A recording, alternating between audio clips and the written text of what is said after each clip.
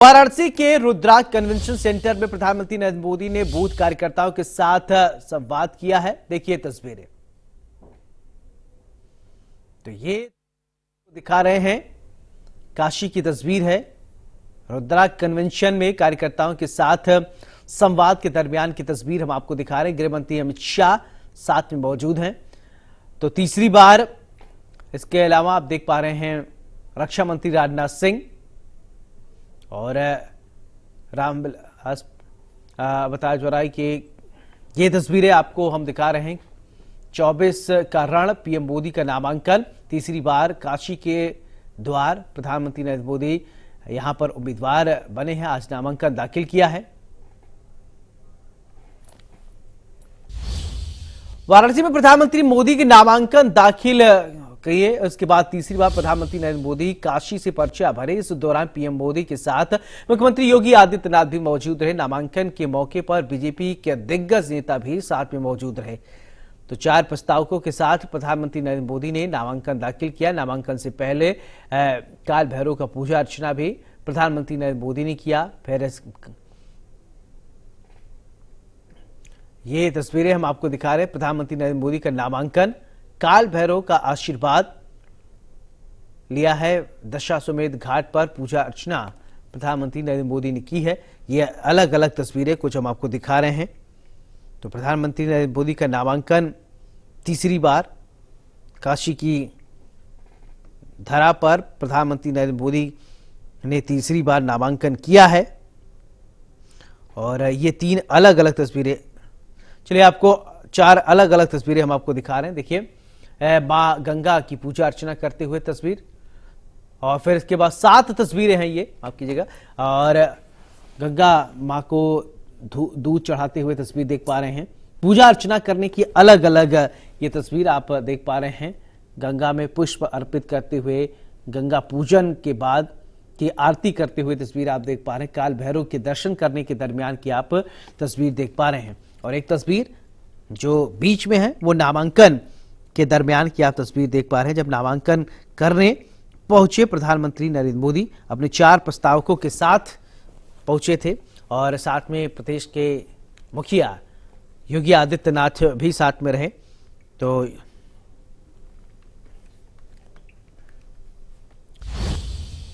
वही नामांकन के बाद प्रधानमंत्री नरेंद्र मोदी की पहली तस्वीर सामने आई है। तो पुष्प नक्षत्र में प्रधानमंत्री नरेंद्र मोदी ने नामांकन दाखिल किया है। काशी से लगातार तीसरी बार प्रधानमंत्री नरेंद्र मोदी ने नामांकन किया है। नामांकन की बात की ये तस्वीर आप देख पा रहे हैं। तो प्रधानमंत्री नरेंद्र मोदी नामांकन कर जब निकल रहे थे, इसके बाद की आप तस्वीर देखिए। बीजेपी के तमाम बड़े चेहरे आप देख पा रहे हैं।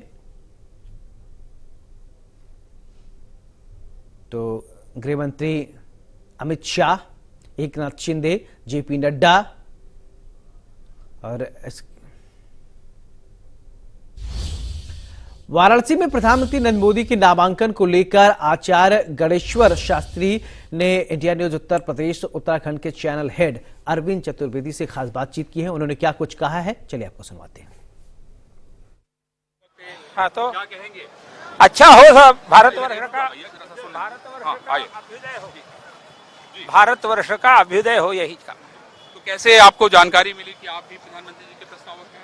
अरे प्रधानमंत्री कार्यालय से आया था प्रधानमंत्री के तो आशीर्वाद दे दिया आपने? आशीर्वाद दे दिया।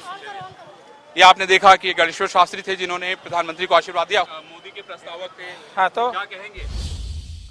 वाराणसी में पीएम मोदी के नामांकन को लेकर आरएलडी अध्यक्ष जयंत चौधरी से इंडिया न्यूज उत्तर प्रदेश उत्तराखंड के चैनल हेड अरविंद चतुर्वेदी ने खास बातचीत की है। क्या कुछ उन्होंने कहा है, चलिए आपको सुनवाते हैं।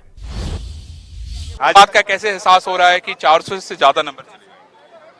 देखिए, बड़ा मैंडेट मिलेगा, तीसरी बार सरकार बन रही है, इसमें कोई शक नहीं है।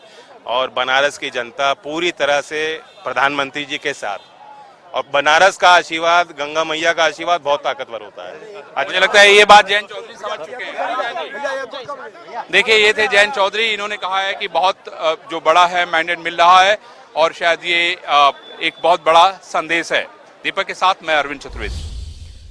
पीएम मोदी के नामांकन को लेकर यूपी सरकार के कैबिनेट मंत्री ओम प्रकाश राजभर से इंडिया न्यूज उत्तर प्रदेश उत्तराखंड के चैनल हेड अरविंद चतुर्वेदी ने खास बातचीत की है। ओम प्रकाश राजभर ने क्या कुछ कहा है, चलिए आपको सुनवाते हैं। चुनाव हो रहे हैं, बहुत बढ़िया खबर है। खुशी की बात है कि देश के प्रधानमंत्री माननीय नरेंद्र मोदी जी चुनाव लड़ रहे हैं। बनारस के लोगों को एक तरफा चुनाव करना चाहिए और 543 जो लोकसभा के चुनाव हो रहे हैं, सबसे ज्यादा वोट से देश में प्रधानमंत्री को जिताने का काम बनारस के लोग करें और प्रदेश में 80 की 80 सीट हम लोग जीतेंगे और देश में आप देखिएगा 4 जून को 400 पार सीट हम लोग जीतेंगे। 100 सब खड़े रह जाएंगे, ऐसा देखते रह जाएंगे। बहुत बढ़िया खबर है।